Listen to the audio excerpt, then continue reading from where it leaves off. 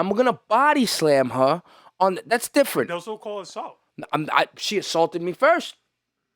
I didn't hit her back. You know it's gonna favor her over you. I don't give a fuck. I'm already fucked. You could give her no bruises. You could have all the bruises. Bullshit, my nigga.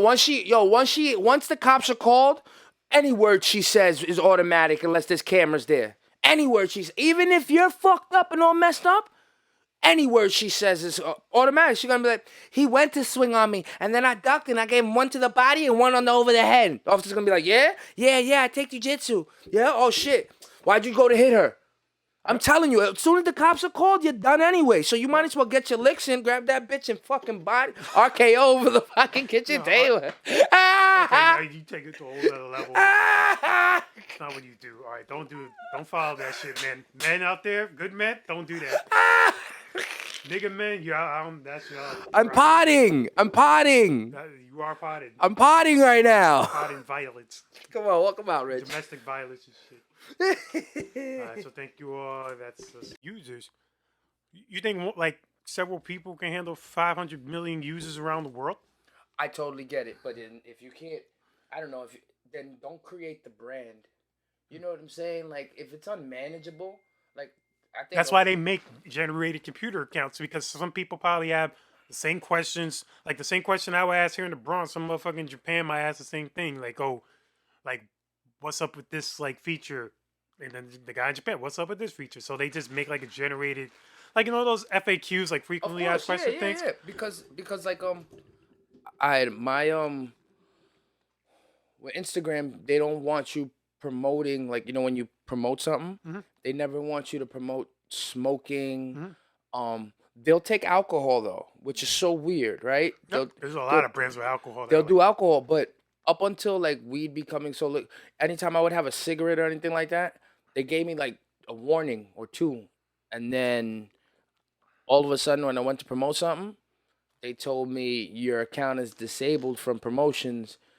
Contact request for whatever, you know, for a review. Every time you go to request a review, it brings you to another page that asks you, are you the business administrator of this account? It's not a business account. It's a regular account. So I still try to, they never respond back. Nope. Never. You got to either know somebody that works for Instagram to check your shit or not. Fucking Gilly, he had his account banned like Gilly a week who? ago.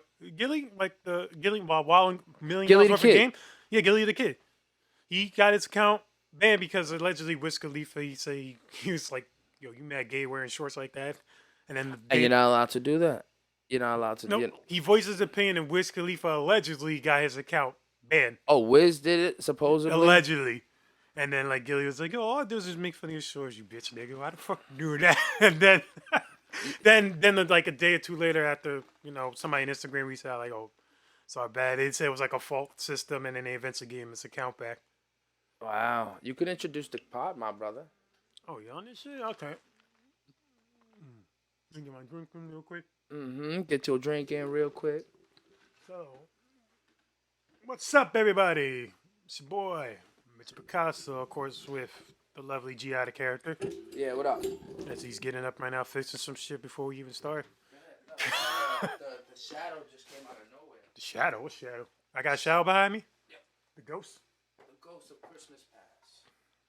The ghost of Easter past. Ghost of Easter future. Shit. Oh, you look creepy right there.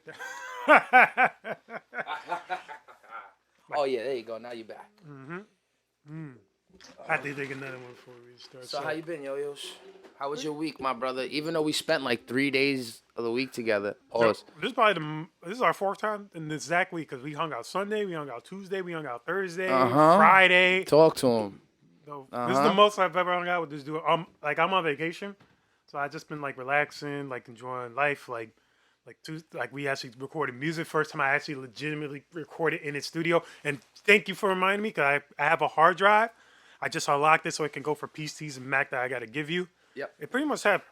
We could leave it in my crib, and all the music you do will be right on the hard drive. Yep. Boom. So we recorded Tuesday. I recorded like a couple songs, and Wednesday I got to spend with my girl in this like Sandbox VR in Jersey. I recommend it. I definitely got to take you there because that shit is fun.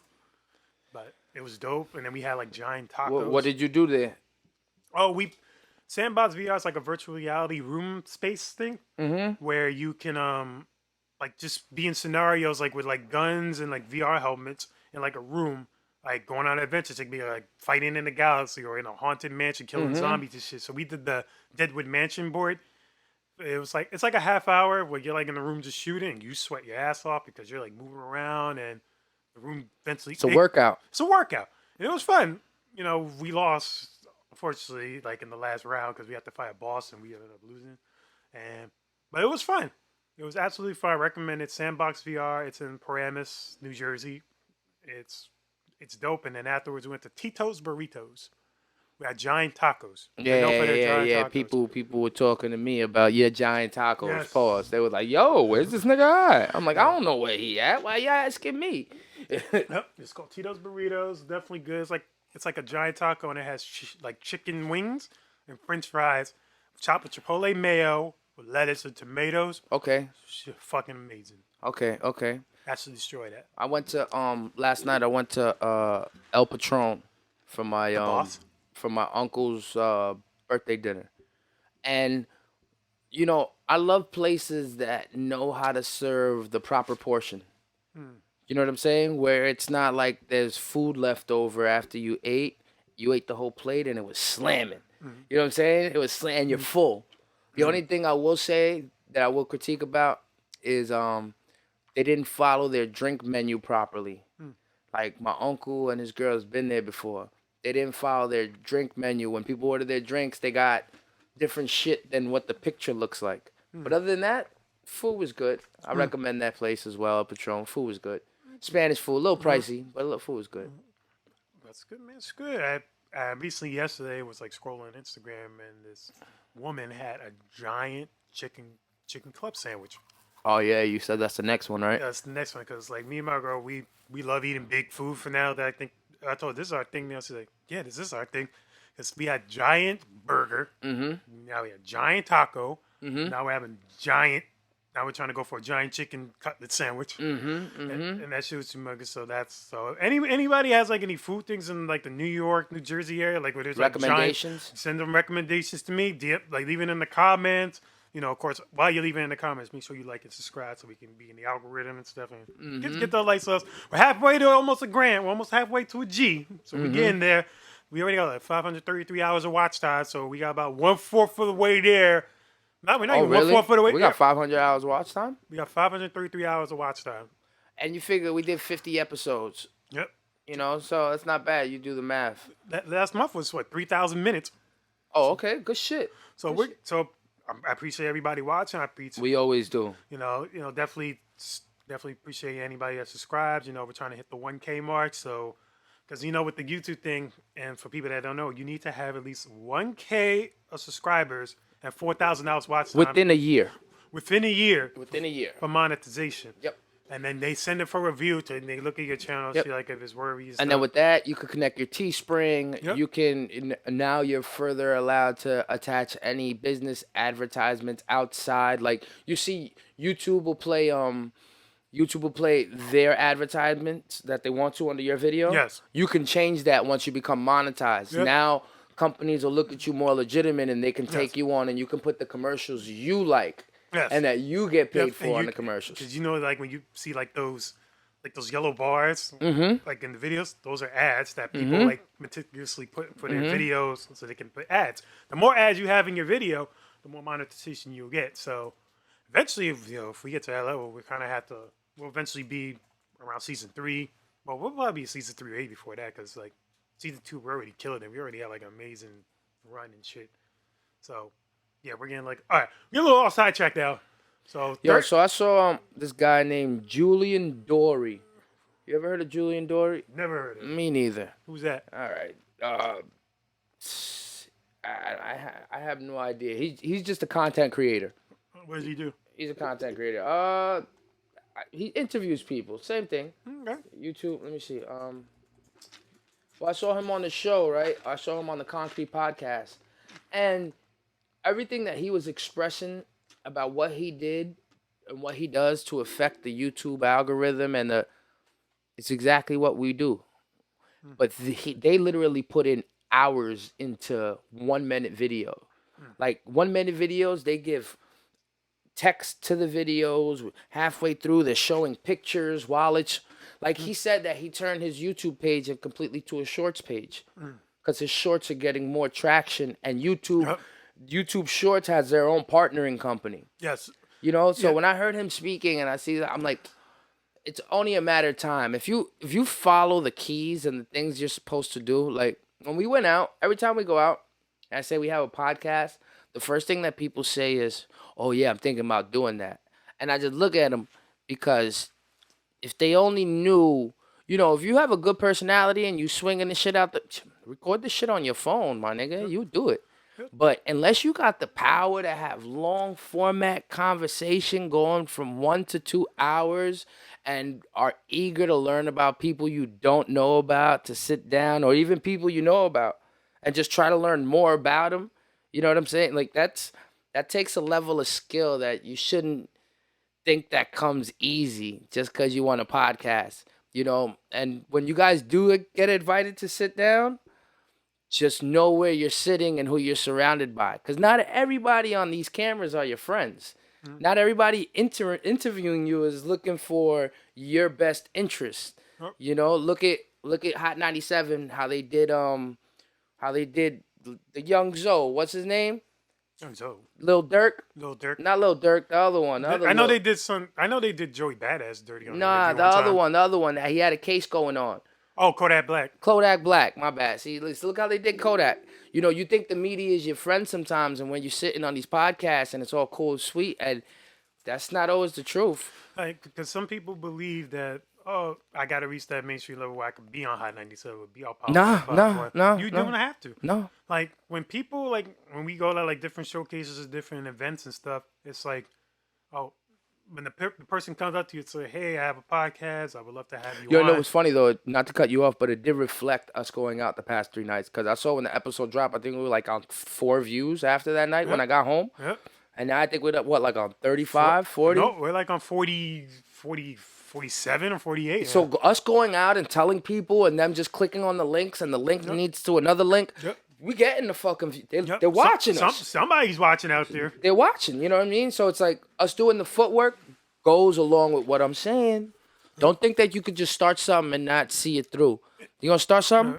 See it the fuck through. Do what you have to. Do the clips. Take what's happening around you and use that as your examples and just put your own spin on it. But don't look to not follow the formula more than to fuck it up. Like, it's like you got to kind of play a little bit of the algorithm YouTube game or even anything, even like Instagram game, the Facebook game, any type of social media game, even TikTok. Like now TikTok, you can upload to up to 10 minutes. You can pretty much load up an entire fucking movie in 10 minutes and just like go off, but make it engaging, make it fun, make it something when people see like the thumbnail, people want to click on it. It's like, yo, this motherfucker has some crazy shit. Let's see what's up with it. And in the conversation, like be engaging, be funny, like be funny, try to have something that people want to come back to. That's what the thing is when it comes to like this whole content thing. Like, look, a little over a year and a half ago when we started February, like I didn't know no shit about podcasts. I've heard about it. I always wanted to do it, but like him, he already had like, his Stop Your Shit, Everything Is Okay. And he was working on other people's podcasts way long before I even got there. So I'm very fortunate enough to have somebody on board that already knew like how to set up the cameras, know how to like how the mics are set. Yeah, but you see, look, we in the studio, right? You was like, I want to learn this. I gave you the mouse. I gave you the keyboard. I said, this is what you got to do. You heard what I said. You memorized what I said. You did it for yourself and that's all it is, bro. I'm sure you know how to set this up by now. Pretty much. I'm sure you know how to set this up by now. You see what goes in what fucking holes. 2 cameras go to this thingy. This thing goes to that thing. That goes to that thing. You know how to do this by now. Like, and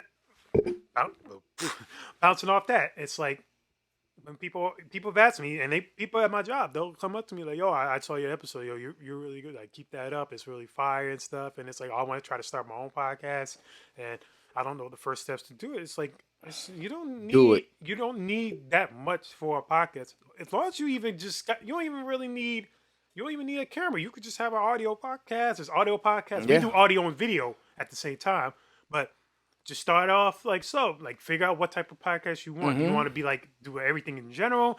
Are you a sports podcast? Are you a gossip podcast? It's Like just a, Rogan has showed you Rogan. 100 million. Yep, 100 million. 100 Eventually, million. And I heard that was a year.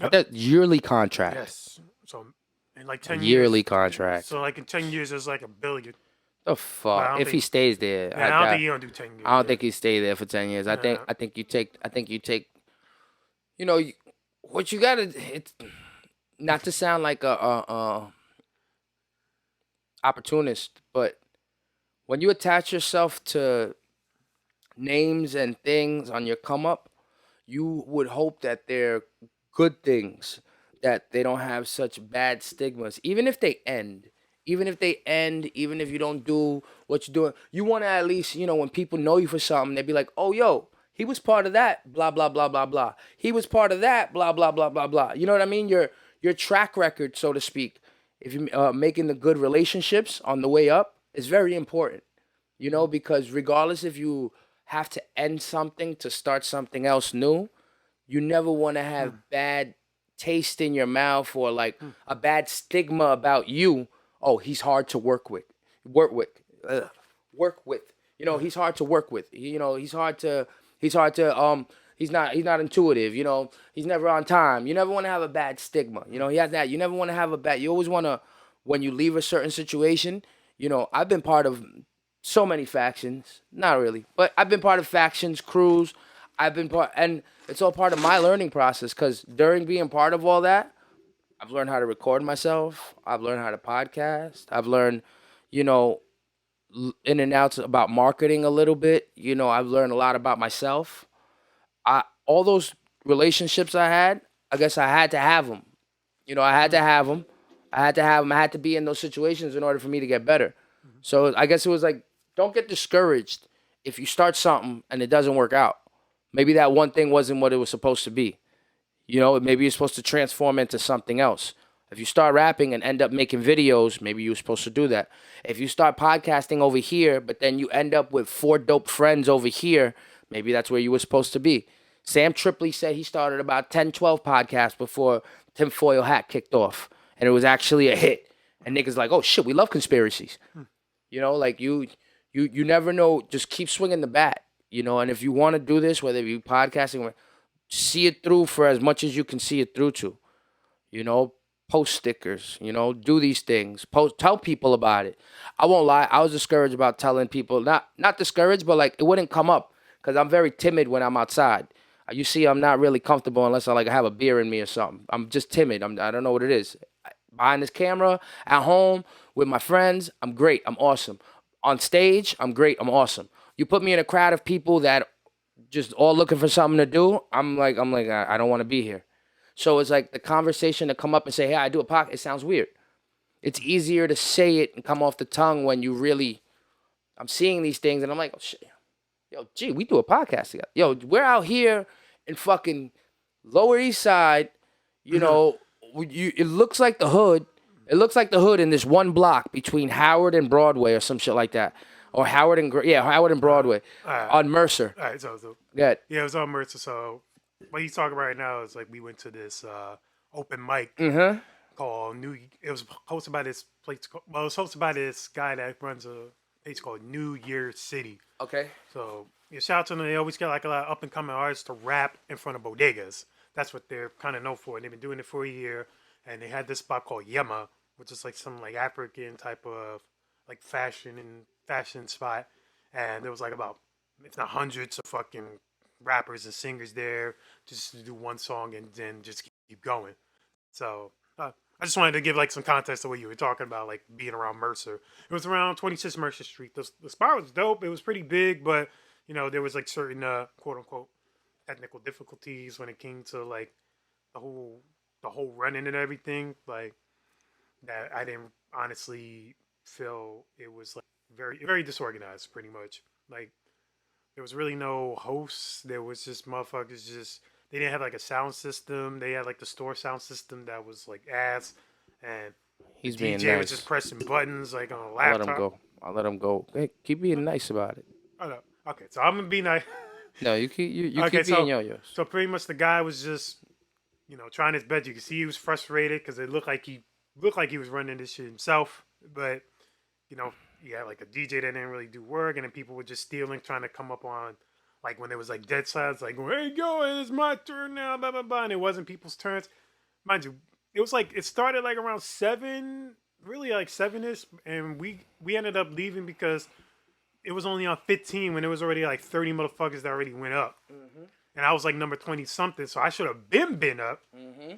And I was like, look, let's go. I just told him, look, let's go. And he was like, you sure? I was like, yeah, no, I don't want to be wasting my time. Mm-hmm. So it was a very like time-consuming thing just to come down there. But before all that, before the shit even started, I was just yo-yoing on top of like a little stairwell thing outside. You know, if you ever been to LES, you'll see like those little stairwell platforms. I was just yo-yoing. People come up to me, and I got more love just giving yo-yos from people walking by that I never met before, and got invited to things and like follow me because the yo-yos I have QR codes. Than I ever did going inside. I'm actually glad I didn't give none of my yo-yos out there.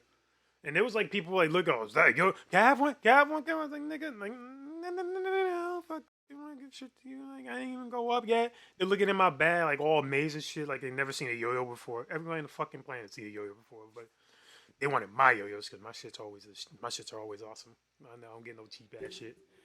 You stupid. I told you when you gave the guy a yo-yo, I had my hand clutching my beard just in case he would have ran. I'm not prepared to chase you. You know what I mean? But I'll wing this fucking beer at your head. All right, so that was pretty much what I got from the whole thing, and like you obviously have a different interpretation. I mean, like I said, I guess he said everything that has to be said, but I don't know. He being. I'm a lot more modest. He's a lot more modest about it, man. All you self promoters are janky. Yo, like the only reason I can't talk any shit is because it was free. It was free, and it was you know what? I'm gonna be critical here because I don't want to be a dick. I think I was enough of a dick by writing on your flyer that your show was a dub. So he did that. I gotta correct myself. The only way you correct poor speech is with better speech. So what I should have elaborated on was, yes, yo-yos, you and I took something very, very, very good from the situation. We learned something new in that situation. We saw what you and me can do. Being within a show, you and me are a show. So we definitely took something positive from the moment. So I applaud you for throwing the event as far as bringing me and yo-yos to the building and giving us opportunity to meet some dope people too. That dude with the album cover, White Ashes, that shit was fucking dope. Album cover, it's called White Ashes, and it's made out of all his Roach clips. So it's not a painting, it's not a picture, it's an actual image that was taken. Like it's fucking it's crazy. So now me being critical of you, bro, you knew what you were doing. You knew what you were doing. You knew what you were doing. Even though it was free, you should have been more clear to people. Listen, it's gonna look more of a Syph scenario.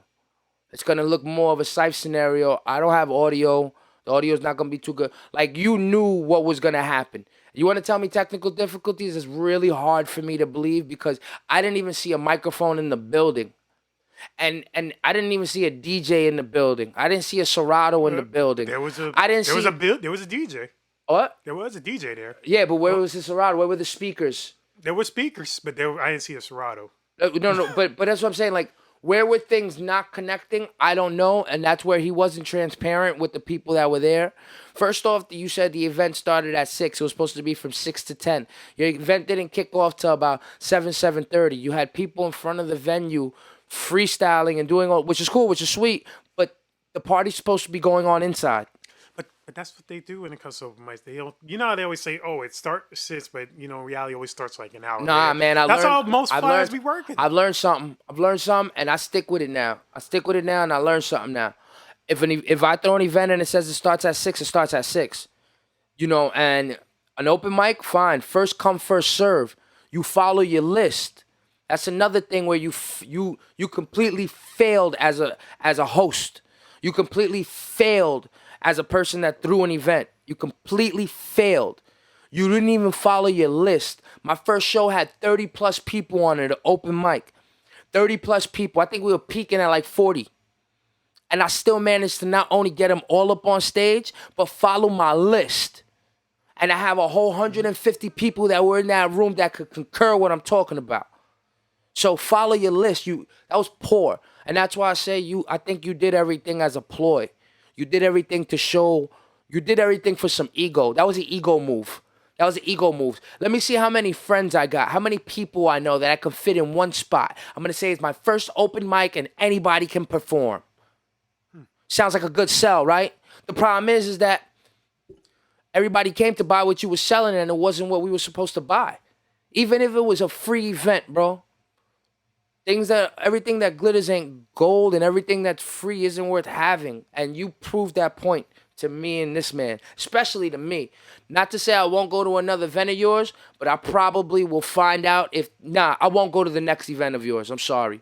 I'll go to the third one if the second one was good. And if I'm not invited because of my comments and because of what I'm saying now, and anybody could clip this up, I'll clip this up and he'll post it. And if you see it, you know who we're talking about. This fucking Yema show. The show is great. It's beautiful. You can put a whole bunch of people in the building. Mwah. You didn't deliver, though. You didn't deliver on the goods, my nigga. No microphones, one fucking speaker, and then somebody brought their own boombox speaker, and once they left, everybody got sad again. You had people in a scythe fucking, like, well, it was just, for me, it was depressing. As a hip-hop artist, I enjoyed getting the culture, but I didn't appreciate you not appreciating my culture. Because all it looked like was you just put all of us in a building to say you could do it. Because half the time, you were one of the tallest people there, and I didn't even see you. He was the tallest people. I didn't see you. I didn't see him half the time. He was like, what, 6'5"? I didn't see him half the time. So all your technical difficulties and all this stuff, man, I think you're full of it. I think you knew what was going to happen. I think you knew what was going to happen. And if you didn't, I apologize. May this be your learning lesson. And always have a plan A, B, and C. When something don't work in here, there's always another fucking plan. That's why I walk around with a big bag like a bitch. Because my plans are in there and shit. You know what I'm saying? If you're a host, you should have a fucking laptop and a Bluetooth speaker at all times. Why? Because if some shit goes down and some shit goes wrong, you can at least perform. You don't got to depend on nobody. You know what I'm saying? Like, if you don't think ahead of the game, you're always going to be behind the pack. And that's like I said, constructive criticism. I hope you don't take it in a bad way. But like I said, you dropped the ball on this one. Yep. You know what I mean? That's all that was. And afterwards, after the following day, he DMs me and said that he apologized for like all the technical difficulties. I wouldn't be surprised because I'm a prick. So I wouldn't be surprised if that apology was a template.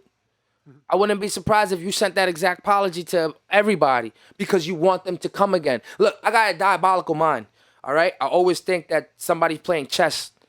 This life is about chess. So if somebody's going to send that to you and apologize to you, my man, you should have apologized to me that night when you got home if you was really feeling that bad about it. My man, when you saw the nigga with the pink jacket walking out your building, you should have apologized to him right then and there if you really cared about it. That's why I say I don't, that's just fickle to me, bro. He was 20th. 25 people perform. He actually, when does he go? You say you're up to 15. No. And then he got tight when people were asking, like, oh, when did they go up? Like, it's like, oh, no, please stop at, like, he literally got in the crowd. It was like, please stop asking when you go up. Just say your name and you go up. It's like, huh? Like, you don't know if people got work today. It was on a Thursday. You don't know if motherfuckers got to go to another event. Nah, he didn't care. That's what I'm talking about. He didn't care, and it was blatant, and everybody saw it. Everybody in that building saw he didn't care. That's what, and some people didn't care themselves, No, some people didn't give a fuck. They just do what they want. All disrespect, all respect to y'all, some people's integrity lines is different. What y'all get filled with is different. If y'all get filled by performing in a circle with people and just spitting bars, hey, I can't say nothing about it. That's what fulfills you, buddy. But I know that when I come to an open mic, I came to leave an impression and not be like everybody else. The way you leave the impression at is under that light, under that stage with that microphone. Not surrounded in a fucking circle. Nobody's going to remember any of y'all say, yo, you remember that thing? There's one dude I remember. The dude that fucking cut everybody off and just started killing the show by himself. You know his name. Remember? You pointed at, you was like, he always does that. He just comes out of nowhere and freestyles. Mezzle the goat. Yo, you, monster. Your energy, crazy. You know what I mean? That shit, that's memorable. But I don't remember your fucking name. I remember your fucking performance. If you were on that stage doing that in front of me though, and I saw you that way, hell yeah, you would have got a follow, a remember. I would have got more attention. I didn't know your fucking gram. Like I said, I wouldn't know who you are if it wasn't for him. And that's the shit I mean. He didn't give the artists what they really deserve. So for you artists that were satisfied with that night, hey, you guys got smaller plates that feed your belly. Nothing wrong with that. But for me as an artist, that shit was dissatisfying, which is why he walked out. Yeah, I walked out because it's like I started really reading like everything, and then the way he was acting, and then the way people were acting like around me. It's like it felt like why was I here? Like I'm just here to show face and leave. Like, am I really gonna be actually getting up there to perform one song? It wasn't like I had like a whole set. I only brought one song with me, and then other people were cutting people off, and then people were mostly talking to each other. They were like ignoring sometimes the person that was performing.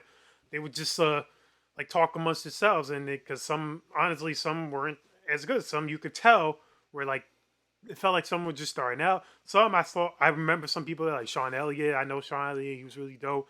I saw my boy Don Z, he was there. Shout out to you two guys. You guys are dope. But it felt like for me, like me with the guy with the pink jacket and have a bag of yo-yos, people were like looking around, pointing at me and staring at my bag. They're more focused on the motherfucker performing in front of them. Mm-hmm. It's like, okay, and then what's that? Was that yo-yo? Oh God, one like let the motherfucker perform. I'm watching this guy perform. Like, why you worry about getting a yo-yo from me? I'm not even fucking yo-yo. I'm just watching the guy perform. Well, you know what it is? That, like I said, what you do brings people nostalgia. So they genuinely, they want to know what the fuck you're doing, how you do that. You know, they're all enthused about your shit. If a show is whack, yo, don't let yo-yos come in your building. I gotta put this shit down. Like, don't let yo-yos come in your building if your show's whack. Because if that nigga come in your building and your show's whack, he's taking all the attention off your whack-ass show. Everybody's just going to stare at him. If he goes outside, like, thank God he don't smoke cigarettes and shit like that, because then he'd be stepping outside all the time, yo-yoing and smoking cigarettes. And people would follow him. People would fucking follow him. You know, like, don't have a whack show and have this nigga around. You know, let's transition, though, because we go from a poor... And like I said, we had a good night. Regardless, you didn't perform. The show was whack, but we had a good night. I love the ambience. I love meeting like new people. So it wasn't like 100% like, oh fuck this shit, like whatever. Like it was still dope. I got to yo-yo. I got to meet new people, and I got a couple of new follows. Mm-hmm. All right, time to go home. Mm-hmm. Mm-hmm. And like I said, that's what. And then we got something out of it. You know, it's not like we didn't get nothing out of it. Yep. But Friday was the way a show should go. It was at Shalea Tavern, the legendary Shalea Tavern. You know, it was hosted by X-Rock and CP the DJ. Okay. They had like the weed event, like a 420 weed event, and it's like hosts with a mic. Okay. Fucking great DJ. Okay. Had DJ was telling people lower your voice. No, the DJ was telling. Ooh, this nigga gonna bust his ass, and I'm. But when the DJ tells you gotta calm down. Yep. Like, listen to the artist. You want the same respect. That's how you fucking run shit. Mm-hmm. It shouldn't be the host that's trying to talk to everybody. It's supposed to be the host, but when the DJs have to step in too, tell you, hey, you want the same respect. It was like this white dude that came up. Like, I followed him. I forgot his name. I'm sorry if I forgot your name, but that's like, yeah, he was like from Yonkers or some shit. Okay. Yep. He was pretty dope. I liked him. Oh, the one with the beard? Yeah, with the white girl. The one? Yeah, with the white girl. The white guy? I gave him constructive criticism too outside. Mm. Yeah, I put it on him. I forgot his name as well. But we do follow each other on the gram. I said, yo, your songs are dope. Just got one problem. I didn't feel the person performing them. I was like, you stand there, you staring at the crowd, and your hand is like you using your hand like the maestro. Like a spider web. You think you ain't controlling the crowd like that. I was like, yo, homie, you see that stage? He was like, yeah. I was like, you see that? You see how big that stage was? He was like, yeah, I didn't want to fall over. I was like, nigga, fall over. I said, yo, you jump off that stage and you get in everybody's face because the song that you're singing, what you're rapping about, that hypeness, that energy that you did it in the studio with, we weren't there when you was recording it. You feel me? So you think that the way you was recording it is not the way you're supposed to perform it. No. The way you was recording it, that microphone is now the audience. Yep. Now you got to treat that microphone like the audience and go. He was like, yo, man, I appreciate that, man. That shit. And I had somebody on the phone at the time. I was talking to somebody on the phone, and she was like, "Yo, that's crazy that you get so enthusiastic about somebody else's shit." And I'm like, "Why wouldn't you? We're all trying to be the best we could be out here, right? Yes. Why wouldn't you want to help your fellow, even if they're not your friend, Your fellow your fellow artists. human being, your fellow artist? Like, I don't know the guy from a hole in the wall, but I see him trying. He's trying to do something with his life that's different, and he's putting his heart and his soul. Yo, all I'm telling you is go over the hill now. Yep. Go over the hill. I'm just trying to help you get over the hill, and that's how I always am, especially with you, everybody. Like how you should be. You know what? Like, we mainly went out there also to support Ty Flows. Of course, shout out to Ty Flows. One thing that Ty Flows did that all the other ones didn't do that I loved about him, and it's probably the same thing I always have with like every artist that usually goes up and does this shit. He didn't have no back vocals. He's the only one that rapped it raw. You know what? I didn't even pay attention to nobody's performance that much. Everybody, I paid attention like hard by like the guy with the hat and the glasses, the women that were performing. Those women were fucking, oh my god, fucking crazy shit. I love that though. You gotta love But that. it was fun. It was fun. It was fun though. But it's like one thing that Todd Flows did that I respected and I really felt was he had back vocal. He had no back vocal because he rapped it raw. Like how Wait, no, usually no ad libs either. like I didn't even hear the ad-libs. I just heard him raw right. The doubles, rap straight to- whatever. You don't. But you perform with your doubles, no? Like wait, the double. Yeah, sometimes with doubles. But even then, it's like not the entire song. Like you don't hear. Like I'm not bringing the recorded shit to my performance pieces. Not the entire song. No, Yes. you're supposed to The just doubles have. is fine, but why? Like everybody mostly had like their entire sets, like the shit they performed with, Well, you like know. not shit that they recorded with. Well, you know what it is. You know, like I think a lot comes down to awareness, and I think a lot comes down to until you like you can say it to somebody a million times because I've said it to me. We've said it. I'm sure they heard it at shows. I'm sure these people know.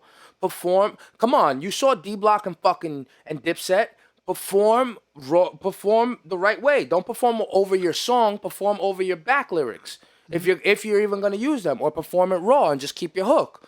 Perform. I'm sure they all know, but they're whoever's they probably don't know to ask for their show CD. You know what I mean? Give me my show track, their TV track. They don't know to ask for their TV track. You know, whoever's doing their music. You gotta remember, a lot of people are doing their music at home by themselves in their closets now. It's easier now. It's really not that complicated to buy a fucking compressor, buy a microphone. You flip the switch on, you record it, you send it to somebody, he sends you something back. It's not that hard. Juice WRLD was sitting in a chair. I know a lot of niggas. I've seen Coney Brooks record music sitting in his chair with his microphone right next to him. So you don't have to have this big. You don't have to do all that. And I think that's what it is that maybe a lot of these newer artists that are just unaware of what sounds better. Maybe their friends aren't telling them. Maybe they're not bringing rappers with them to the show. Maybe they're bringing yes men with them to the shows. Maybe they're not bringing real artists. Like you're a real artist. So if you come with me to a show and you see I do something wrong, besides being my friend, you're gonna tell me. Just like I told that other guy, because I'm an artist. You know, maybe they're just not surrounded by the right people. I don't think it's completely their fault. But I really think that they don't have awareness to perform over your TV track. They just might not know. You know, like that's why it's like take advantage of that, Rich. You know why? That's what makes us better. That's true. 'Cause That's I what makes remember- us stand out when we know we're doing following the formula correctly. Like I remember when I first rapped over my back vocals because the first show I did was in 2014, and I rapped without my back vocals. Like I rapped without back vocals or anything. I rapped raw, and it was a really good show. Okay. But then after that, I didn't perform for like an entire year. Okay. I just took like a break, and then like in 2015, I had a song that I rapped with my back vocals, and I remember performing it, and I thought like same energy, same everything. But I felt like the crowd was like the energy wasn't there. Like it was like it went from like that shit is fire to like oh that was pretty good, and I remember getting off the stage, and the guy who hosted the event, it was called the Spotlight Showcase. Okay. He told me this, so your performance was not that good. He told me straight up, performance was not that good. Wow. How'd you feel about that? And he said, you want to know what you did wrong? I was like, what did I do wrong? He's like, you rapped over your main vocals. It's like I didn't feel the rawness or anything. I'm too busy focused on your main vocals than your actual your performance voice. It's like Do me a favor. Do me a favor. Matter of fact, he said, "Do me a favor. Matter of fact, do yourself a favor, and just practice without your main vocals on it." And since that day, that was all I needed to never rap with my main vocals ever Somebody again. to tell you. Yep. But that's my point. You know, these people, I think that some of them just don't get told, man. Look, we're telling you here and now. You know, if you're an artist, learn how to perform over your TV tracks. Maybe wait, that's another thing. Maybe they're not comfortable. Maybe they're not comfortable and they need the whole song. But that's why they need a rehearsal. Practice it. Define your voice. Go rent out a space or just practice like anywhere you can practice and see how you can define it. Like, okay, I'm running out of breath at this part. Maybe I need to add like my main vocals here so I could try to catch my breath real quick. That's how it's supposed to be. It's like not like when it comes to like, especially for me, like this is just from my personal experience. When it comes to like me rapping fast, I usually don't fucking remember everything. So it's like I'd rather have certain parts where, okay, I'm probably gonna slip up here. Let me add this a little bit of it here, like towards the end, and then like catch my breath and then try to remember it. But it all comes down to, as I said, rehearsing. Like, you know, get a decent mic. You can practice your own. Get a decent mic and a decent speaker. Connect the Bluetooth to your show track and just practice it. Like for me, I usually go with Crush a lot. Like when we practice like rehearsal, when we do all these funny stuff, we're rehearsing that. It's not like we just go on stage and just go wherever. Because all it is being prepared. You got, if you want this like truly treat it like a career, you gotta be ready. You gotta be like, so when they tap you on the shoulder and you go up there, you already know what you gotta do. You ain't gotta worry about like, oh, I gotta stand here, or I gotta remember this, I gotta move around here. You already know what you gotta do. It's like it's like knowing you got the job before you even do the interview. That's how I see it. You stay ready, you ain't gotta get ready. Exactly. Like anywhere you go, it's like anytime you gotta do open mic or you gotta show, it's like, all right, I already know what I gotta do. But you know, always like just in case, like if it's been like a good minute, throw in one more rehearsal just to make sure you're a little defined and there's anything a little bit off. All these rock and roll bands, you know, they tell you they got hours and hours and hours of rehearsal time put in. Like I used to know people when I used to do Pepsi in a supermarket. My friend of mine used to play guitar for a rock band, and that was always his life. His life was working, go straight to rehearsal, and they would just and they weren't that good, but eventually I think that's when you get good. That's what, right? It's practicing. You know what? You realize you're in the studio, like you realize you're performing. It's like, oh, I could add this, or I could do more, like add this to this part and this stuff. So you actually are building. That's called building your craft. You're working on your craft while you're working on your craft. It's like it's like those Russian doll things. It's like, oh, I think this is good. Mm-hmm. Oh, let me add more. Oh shit, there's more layers to this shit that you need to add. So that way, when you get on that stage, you know you're gonna fucking kill it. You know you do what you have to do. It's like you'll see everybody like before you. It's like, okay, you're studying, like. Okay, maybe there might be that one act that's like really good. It's like, oh shit, this motherfucker really beyond killed this shit. Mm-hmm. It might be even better than you. There's been times I thought like I got upstaged by dudes. No matter how many times I yo, this motherfucker just straight rapping, but it's like the way they were like flip it, like the transitions in the songs or the words they were saying that would completely shut down all my yo in. Fuck the light up jacket. They were like that niggas and shit. I give them the most props. I remember that shit happened to a guy named Praise, that nigga in Connecticut. Mm-hmm. He was like the third person up. I was the one right after him. Mm-hmm. No matter how hard I was young, no matter how hard I was going, ooh, and shit, no matter the hardest tricks I could do, I was nailing them shits. He ended up winning. And I wasn't even mad, because I'm like, that nigga was actually real good. And it was really good. He actually did something better than what the fuck I was doing. You know, but then in the vice versa, somebody could just have a really dope show and can't rap for shit. How many people perform fucking off the wall with like, and that's the thing, like, you know, having a performance that leaves your imprint on somebody's soul. That's what it's about to be an entertainer. You know, that's where you get the Denzels and the fucking Al Pacinos and the Robert De Niros. You know, that's where you get the Drakes and the M's. You know, and the Dre. I don't even like saying Dr. Dre no more. You know, like that's where you get these people. Like you get these people because they left their imprint of how they learn how to give you entertainment. Mm-hmm. So now it's forever in you. Mm-hmm. It's forever in you. And with us as artists, we take their influence. We all got little tidbits of our favorite people we love. You know what I'm saying? Like we all got little tidbits. So Like, I'm grateful for them going and pushing it to the limit. yep, it's like watching all the shows that like my favorite artists used to like perform at, like all the arenas or any of the stages they perform.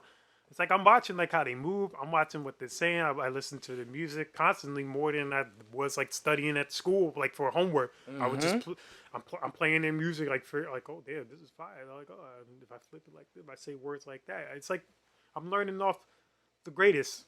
It's like studied. It's like Michael Jackson. One of the greatest quotes I ever heard from Michael Jackson: "Study the greats and become greater." Bars. It's like there was James Brown, and Michael Jackson came out like with the crazier dance moves and shit. I mean, yeah, like if you look at the beautiful history of music, He the studied the ones that are always next are always.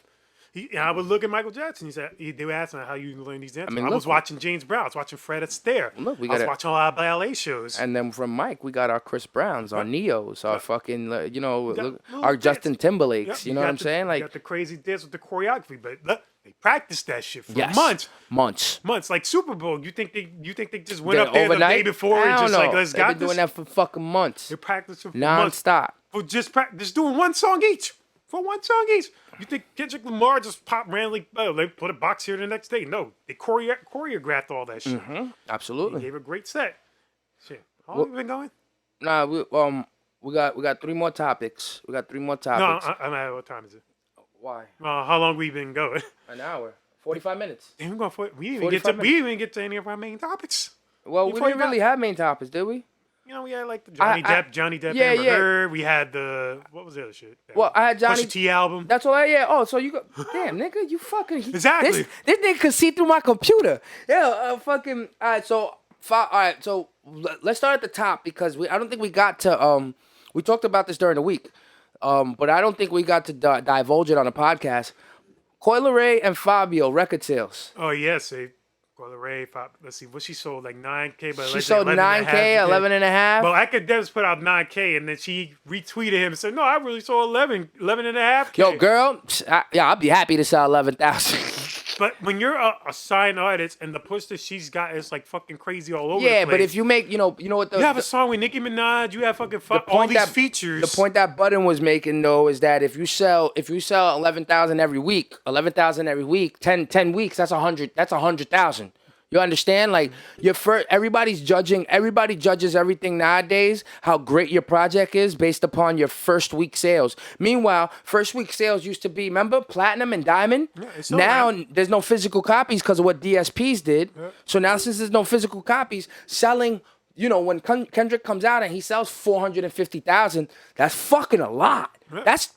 He's a no. There's no Kendricks. Like even J. Cole don't even come close to Kendrick's sales. Or even like the only person would be like Drake.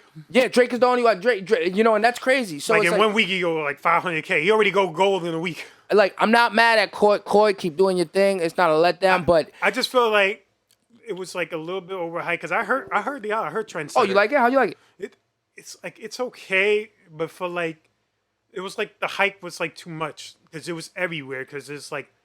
Oh, color even like some of the tweets he said, I'm gonna have the biggest album of 2022. It's like you're kind of pushing it too far. You think if you're only gonna sell like 11K and it's not the best album of 2022. You know what I'm saying? Was it not a good album? Genuinely, it was okay. 6 for a first project. 5 or 6 out of 10. Mind you, she's been out for like 4 years. She used to date Trippie Redd. 4, 5, or 6 out of 10. I'll give it 4.5. Okay. Like it was only like one song that I like, and it was with Young Blue. That's it. Okay. Like she had one with Nicki Minaj, Blick Blick. It's like it's a cool track, but it's not like that grabbed me because it was like, only the Nicki Minaj fans pushed it more than the Coyle Ray fans to help it get like in a Billboard Hot 100. Okay. And then the following week that shit like fell like the number 80 something. So, and then she had Fabio for it. Oh shit. That thing's possessed. You didn't see that. You didn't see it on camera. No, they did. Oh damn. It disappeared. But it's cool. But you had you have so many features on it. She had like Nav on the shit, like a lot of big name hits. But it's like it comes down to what? 11K? All right. So do you think reflectiveness going to Fabio? Do you think Fabio selling 33K his first week is deserved? That's more in the ballpark where I would expect him to sell. Should Coil Ray have sold 30? No, I would best at best would be like 16K. Yo, and Fabio's fucking project is very But expensive. it's It's the the same thing. A lot of cleanest. push, a lot of money. It is the cleanest fucking drill music I've ever heard. It's like you got Alicia Keys, you got Kanye West, Kid you have Cudi. Quavo on there. You got Quavo on 2 tracks. Yeah, you got the Migos on there. So it's like you have a lot of heady hitters, and it's like, But if he you know, did 30K for 10 weeks, but that's the- 300K. But it was like you was constantly in our face. We expected you to sell a lot more than 33K. That's like the mystique of it, and I think that was the point. Even academics were trying to push. I wonder if they don't really care about that because of streaming platforms. They care. No, but I mean that all right, you may care because of ego, right? Ego because on paper you might want it to look like you sold a lot. Now, what if you go ahead and take a printout of your streams and your streams are through the roof?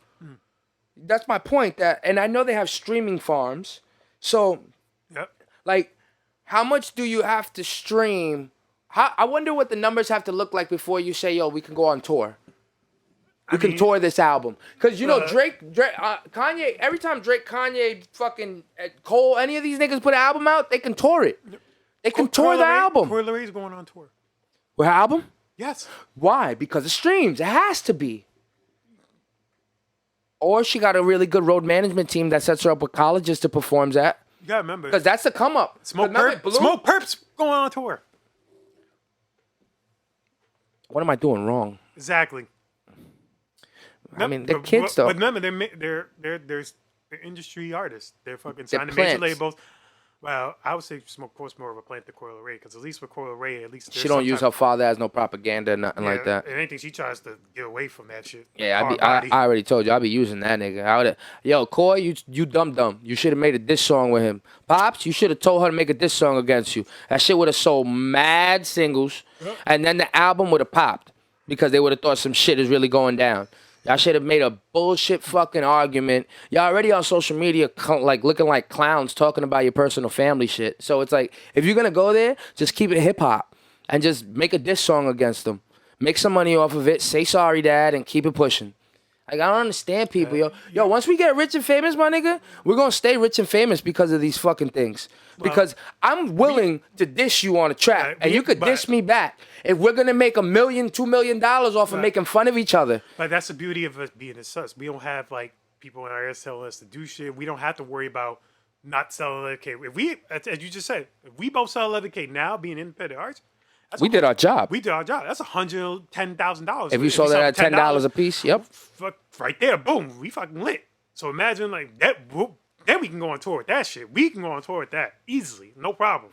Yeah, son, that's not bad. At $10 a pop, Because you know what people and you sell. We see more than 11,000 people, Rich. It's like this. It's like people see the mystique of just like you gotta be millionaires. You gotta be like that nigga driving these cars, owning these houses. It's like, what's wrong with just having 100K a year? What's wrong? Oh yeah, you're right. That's the problem though. They like you said, they get looked at because they're in the industry. They have all these features that they're supposed to be. Like fucking having that lifestyle, like having like that lifestyle, like partying, having a good time, be with bad bitches, and making millions of dollars a year. It's like, but the average artist, like especially for indie artists, it's like, what's wrong with just having a little over 100K or making like? I'd be happy if I sold 1,000 copies. Exactly, 1,000 copies. 10,000. That's $10,000 right there. I'll be happy if I go wood. Yes. You go just sell 100. That's Ah, $1,000 in 1 week. We just got. Remember, there's 7 billion people on Earth, and I think about 2/7 of that at least got internet access and know about Apple Music and Spotify. yeah. So you just gotta get at least 2 billion. You just gotta get 100 out of those 2 billion niggas to buy album. Just buy it. Do a pre-order before your album drops. Give it like a month. Like do a month before your album drops. Like say, hey, like I got pre-order. I appreciate everybody. Like have it pre-saved or even better. And I'm not making a lot of these. Yeah, I'm only making 1,000. Yep, just like a small little run. Do some shows. Probably get like a little vendor, like just like one of your homeboys or homegirls, like a bad bitch, like watching your table, because they'll fucking come for that. Mm-hmm. Like if you buy this album, I love the way Richard talks. He got the marketing down. He's like a little bad bitch. I seen this shit. Like it's like one thing while I go like vendor tables will be some motherfucking dirty ass niggas. Nah, Like, you I'm gotta not get the going to bitch that table. with big ass titties. Gotta get the sexy Talking chick. about, do you want indica sativa? Yep. I'm like, oh God, I want to fucking cream on your tits right now. That's what I'll smoke. Whatever you give me, whatever your tits give me, Yep. I'll smoke. Yeah, make sure you go like if they ask to follow, you just follow them and just unfollow them niggas later. We already got their money. Yo, that's true though. That's true though. perfect marketing. Like I'm gonna shout- make my girl do it. I already talked to my girls. Like, she's gonna get her fucking ring to the costume too. And I said, if I ever do any vendor shit, Shout gotta out be to prepared. I want to shout out to all the niggas that we met that night at Friday show. 'Cause Yes. These niggas gave me a follow back. Of course, shout out to S-Rock and CP, the DJ, for curating everything. Y'all guys are amazing. I've met them in Blackthorn. Remember we talked about Blackthorn? So- Yo, I want to shout out. Let me shout out Cradle. I am Cradle Yeah, 3. Cradle. The real Debonair. Yeah, Devin. You know what I mean? Biggs the King and Trademarks. Let me shout all y'all out, yo. Wait, who's on my shit? Cause y'all niggas was dope niggas to meet. Y'all niggas was great performers. Oh, Trademarks is the white boy. He's the Oh, one from yo, that's Yonkers. his name, Trademarks. Trademarks. There you go. Yeah, yo, Debonair, shout out to you, my nigga. You a great dude. Great conversation, man. Shout out to all you guys. Like, yo, it was a great show. It was dope. Yo, so we're gonna get to Pusha T's album. Pusha T's out. What you think about Pusha T's album? I like Pusha T's album. I haven't stopped bumping Pusha T's album. He got bars, yo. Dreaming of the Past is my favorite because it's a sample. Nobody knows that sample. He You know, has bars. Donny Hathaway. He I just love has it. bars. He's like, you talk about top 5. I'm talking about top me. What? Like, This what? nigga, you talking about? I'm talking about top me. Yo, he has bars, man. Oh man, son. Yo, he said a lot of shit on that that was the album. one that called me. You talk about top 5. I'm talking about top me. Nah, which one called me? He said some shit like yeah, I can't even quote it. He said some shit like I'm winning. Man, plenty, yeah. It's a many. It's a many, yeah. yo, his album's crazy, yo. And I love, of course, Diet Coke. That was one of my favorites. Diet Coke is dope. Diet Coke's a dope song. But, those were Kanye beats, and, Kanye's always going to kill it with the production. But It's people... almost dry. What a name. It's Yep, almost dry. But that song, I'm Dreaming of the Past. Oh, Just So You Remember Me. That's my shit. Oh, yeah. Just So You Remember Me. Yes. I was like, oh. The beat was fire. Beat was fire. Yo, he has a really good album, man. And Malice is back. You know it's always good when you rapping with your brother, bro. Is he No Malice, sorry? No Mal, my No bad. Malice. No Mal. He's No, with he's the Malice now. They put him down as Malice? It says Malice. Oh, I guess he's evil again. Oh, you know what it is? Maybe his his Spotify name was Malice, and he just recently changed that to No Malice, right? Yes, He just yes. started saying that recently. Yeah. Like in So the past couple of years, he's been No Malice because he said he found the Lord and he doesn't want to promote like anything like. yeah, bad Just So You shit. Remember Me. I even like Neck and Wrist, B. Oh yeah, no. Neck and Jay-Z Wrist. them. Yo, Pusha T has a dope album. I wouldn't be surprised if he won a Grammy for it. I think it's Grammy worthy for it, like best hip hop album. I wouldn't be surprised if So he won a far. Grammy for it. But you know what's coming? Kendrick. Oh yeah, Kendrick. Kendrick. He dropped a date. In May. He dropped a date. May 16th, I think. Yeah, something like that. He dropped a date. And he called it like some weird. It was a weird album title too. I don't care what the fuck he calls it. Hey, he's weird. Wait, what did he call this shit? Now that's gonna bother me. He called it something like pretty funny. Well, it's like a story type of thing. Wait, hold up. I got plenty. Yeah. That sample's so from many. Donny. It's called I'm So Jealous, Donny Hathaway. That's a sample. How'd you know that? Because I know that song. Oh, you know the Because song? all he really did was just speed up the record. Because if you hear it regular, it's like a lot. So like I'm dreaming of the past. That's a lot slower. He just speeded it up. That's all he did.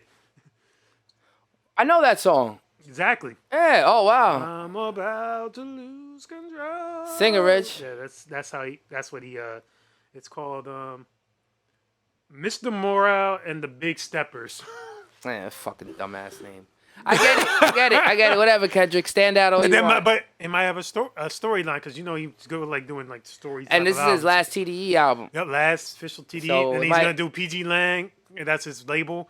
And he has his cousin Baby Keem on it, which I think is dope because helping family out like that. Well, that's what you're supposed to do. You know what I mean? I would never sign none of my family. Fucking like, Nigga, if fuck they're that. entertainers, if people are entertainers, it's not about you signing them, but maybe you sign him over to somebody you know. No. Like you always like you They're know, niggerish. Nah, once you, I wouldn't sign them. nigga, but we're talking about money. We're talking about forever money. We're talking about Yes. money that can be in that. If just because you don't get along with a family member, but you know you can No, help it's them. not that I get along with them. I just know that they're not like the way that I push my shit. They're not going to be on that same level. Oh, but if I don't know that's all matter of opinion. It's like for me, it's like look, if I'm doing this and I'm like investing into you and making sure you're gonna become a star or try to get some type of clout out here, you gotta do. push Of course, that's everybody. With them, it's like with my family, even the ones I know that are like kind of in the rap. None of them are really rappers. All of them were like in kind of industry back in the day. Like I have cousins that did stuff for like before Rockefeller was even Rockefeller. Okay. They did stuff with Def Jam. They did stuff with like Columbia and all that stuff. And then like over time, like they just said, I don't want to do this anymore. And then they just end up working like regular 9-to-5 jobs. Well, you never know about. There's something about I think Winston Churchill said it. He said being successful is being enthusiastic about success even in failure. So when you think about that, if just because a person has failed and got discouraged or just decided they didn't want to do it no more, that doesn't mean that spark still doesn't live inside of them. And I didn't mean it in the sense of helping everybody, but I meant if somebody's trying to help themselves, I don't think there's anything wrong with helping them, even if you're not the one that could do it for them. Put him with some, listen, I can't work with this knucklehead. He's my cousin. He's a fucking gets me on my nerves, but he's really talented and he wants to get somewhere. So I'm gonna put him in with you. Like, the only cousin, legitimate cousin that I know that works hard. Like he's a published author. He's also a model. Oh, he nice. does a lot of photos. He just recently won like awards from like somebody in France. And he knows a lot of people in the fashion industry. Nice. Like he's pushing like his fashion. Like it's like he's a handsome dude. My cousin. Like it's not only just me, ladies, but still I'm that nigga. Anyway, Speaking of ladies and handsome dudes, would you go ahead, finish your cousin? Like he's trying to get out there, like get his stuff. I got him on a podcast. He was supposed to be on my podcast like over a year ago when my sister was here. I tried to get him to come, but he's one of those. He goes to church. It's always I got church Sunday. So I was church. like, can you miss like just one? Like, guy ain't going anywhere. Guy got like 350,000 houses in the world. You can just come for one day, man. Yeah, you still look. He's in here with you. God's in your heart. He's not in, look. Like God ain't gonna like your love for God's not based on attendance. Like the fuck. You think I was gonna ask you, would you ever get beat by your woman? Oh. Sexually, yes. Like if your girl is like, all right, what if you and your girl are arguing one day and she just turned around and whapped you? I'm walking out. I'm going out the door, going home. That's it? Never hitting her up. That's it? Done? What if y'all live together in a big mansion and y'all been together 5-10 years? Y'all been together 5-10 years, Richard. Or him, my mom, dad. No, I'm going. Like I'm gonna let it breathe. Like I'm going home. I'm not gonna be in that house tonight. Not to say shit's gonna happen. I'm a person that just walks away from shit. Richard's gonna kill like you, that. bitch. No. I'm not violent. I never hit a woman in my life, and I never will. Never even thought about hitting a woman. Like, Yo, what if she took a shit in your bed? you clean these sheets in front of me. Make sure that. Like, Yo, we ain't got dogs, so. This bitch is nasty, yo. Okay. In case you don't know what we're kind of transitioning to, Johnny Depp versus Amber Heard. Oh my god. Of course, everybody knows Johnny Depp. I really don't know Amber Heard. I think she was in fucking Aquaman for like the first one, and then that was like really it. That's all I know her from. Okay. But it's like it's like the court case of the world. It's like a celebrity court case happening right now, as you all know. And Johnny Depp just gave like his testimony of what's been going on. Imagine this is 6 years ago. This is a long time ago, and they're still talking about this shit. So, but there was like I think she put out something in the Sun or one of these news. I think the Sun or the Post, where she put out some like Johnny Depp's a white beater. So it was like defamation of character. And so Johnny Depp's suing for $50 million, and she countersuing for $100 million for all that shit. Oh my god, such an you celebrities are petty. That's ridiculous as fuck. Yeah, but to hear the recordings of them too. Oh yeah, he's psycho. He's legitimately psycho. Yeah, he is too though. You didn't, but not psycho. That bitch was maniacally laughing at him. She's psycho too, but he's not any fucking innocent. She said like I didn't punch you, I hit you. That's the same fucking thing. I didn't hit you, and they call him a baby all because he didn't hit back. What kind of crazy shit is that? He should have hit back. No, No, he did the right thing. He just threw a bottle and tried to get drunk and just not hit her. I mean, I look, I get it, but I still think he must be hard to deal with. True, it might be hard to do. We don't know exactly You know, like what why? they've been going through. Why wouldn't he leave already if she like hits him and does all that? But Why you wouldn't? love that? You're your wife. She'll love of your life. You chose. So her for you some leaving reason. if a girl hits you? Huh? What?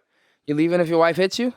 Like that night? Yeah, but we'll have to talk about it at some point. Eventually, we'll have to see each other. You yeah. make up with each other? You make up with her? It depends. Like, what did she hit me for? What were we fighting about? I don't know. You fucking. You call my mom a bitch. Nah, nigga, you fuck. She's trying to talk to you and you're fucking yo-yoing. Okay. She's trying to talk to you and you're yo-yoing. But she should know already. I know how to listen and yo-yo. It doesn't matter. She's the things that she's asking you. What sparked the argument? It's not because she's asking you about something. About what? It don't matter. She's asking you about something, and she wants your full undivided attention on the matter. Okay. And you're saying okay, but you're looking down and your yo-yo's doing tricks. Okay. All right. And then she's like, "Richard, do you hear me?" And you genuinely didn't hear the last word she said. That last bit, you're like, "Yeah, I hear you." And then she goes, "What's the last thing I said?" And you're like, "Oh, damn, I didn't hear the last thing you said." And she's like, "Really? Like, this is the shit that I be talking about." And then she takes your fucking yo-yo and she throws that shit out the window. And you get that shit $600 titanium spaceship yo-yo. You're like, "What the fuck?" And then she's like, "What the fuck what?" And then she slaps you across your face. I'm walking out. That's it? Walking out. Like just for me, because I never been in that situation where it got to those type of levels. So, but for me, like now, with sound body and mind right now, I would just walk out. His body's shaking inside. In that particular moment, if I'm ever in that I'm giving him moment, I wouldn't know flashbacks he exactly never what- had. No, I never had these moments. I never got to a point where I argue with a woman back and forth. Like, I know right now I would just walk out and just go somewhere. Just let it breathe. Just let it breathe. Just Let it breathe. let the tension. I don't know if the tension will be there when I get back, but at some point you would have to talk it out. Bitch, don't put your hands on me when we on the 10th floor, all right? That's the only thing I'm saying. Because you're going out this fucking window. You put your fucking... That's him. Remember that this is him sober, normal, everything. Yeah, I'm fine. I'm chilling. That's me. I'm very passive. I'm not pacifist. Listen. I'm not argumentative. I'm not fighting. Bitch, I will body slam you. I will body slam you off the kitchen table. Why would you do that? If a bitch puts hands on me, like a You bitch gonna put slap... hands back? What? You gonna No, put- I'm not going to slap her. I'm going to body slam her on... That's different. Those so-called assault. She assaulted me first. I didn't hit her back. You know it's gonna favor her over you. I don't give a fuck. I'm already fucked. You could give her no bruises, and you could have all the bruises. Bullshit, in your my face. nigga. Once the cops are called, any word she says is automatic unless there's cameras there. Any word even if you're fucked up and all messed up, any word she says is automatic. She's gonna be like, "He went to swing on me, and then I ducked, and I gave him one to the body and one over the head." The officer's gonna be like, "Yeah, I take jujitsu. Yeah, oh shit. Why'd you go to hit her?" I'm telling you, as soon as the cops are called, you're done anyway. So you might as well get your licks in, grab that bitch and fucking body RKO over the fucking kitchen table. Okay, now you take it to a whole other level. That's not what you do. All right, don't follow that shit, man. Men out there, good men, don't do that. Nigga men, that's your... I'm potting. You are potted. I'm potting right now. Potting violence. Come on, welcome out, Rich. Domestic violence and shit. Alright, so thank you all. That's a wrap up right out. Thank you all for watching. We're going studio. Yeah, we're going to studio. We're going to Work up some records and stuff. studio. So thank you again. So please again, like and subscribe. And I hope to see you next time for another episode of What's Up Everybody with Piggy and Gilly. That's queen shit. I don't feel like getting up this time. Don't get up, stay there. Alright, just fade it out. Can you do like a fader on this shit? Oh yeah. I always fade it out though. Yeah, look at this. I had my whole dick out. My nigga lost weight. My nigga lost weight. He feels good. Look, I do feel good. you look good, bro. I'm You look glad. good, bro. Brother appreciation Damn, day. niggas blew my phone up.